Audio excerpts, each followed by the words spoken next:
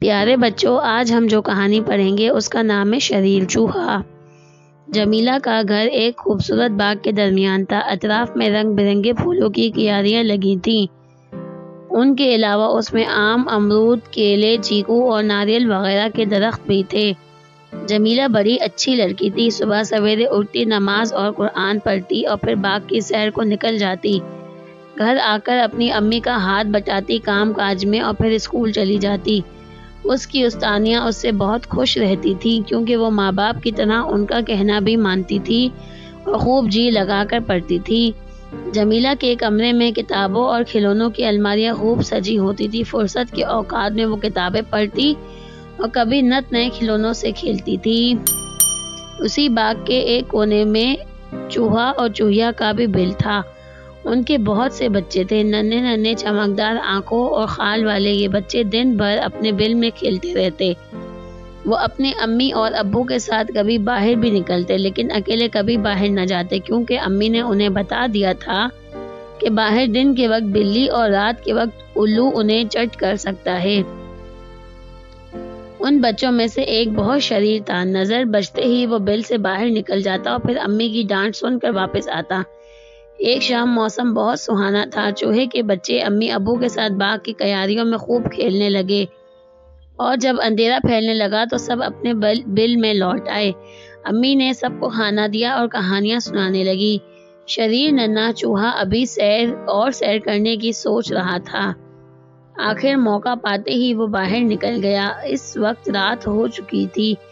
آسمان پر خوبصورت چاند چمک رہا تھا۔ ٹھنڈی ٹھنڈی ہوائیں چل رہی تھیں۔ چوہا اچھلتا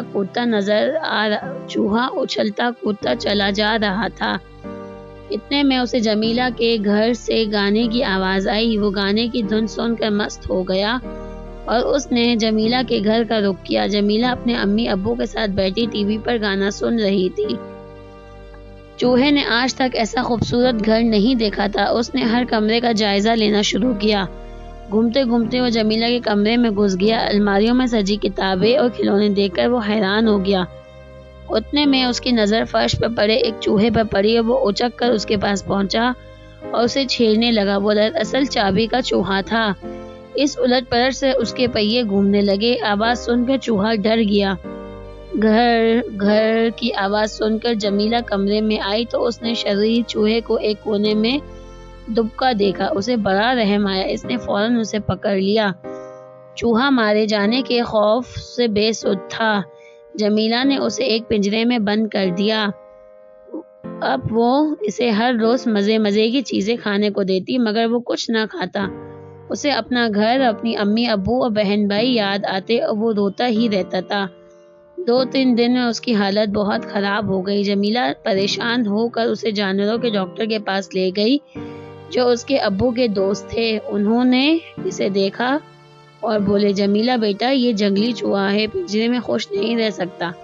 پھر بچہ بھی تو ہے، اسے اپنا گھر یاد آتا ہوگا، تم اسے آزاد کر دو۔ جمیلہ نے بڑے دکھ کے ساتھ چوہے کو باغ میں آزاد کر دیا۔ چوہا سر پر پاؤں رکھ کر بھاگا اور اپنے بل میں جا گھسا۔ اس کی امی ابو اور بہن بھائی اس کی یاد میں روتے رہتے تھے۔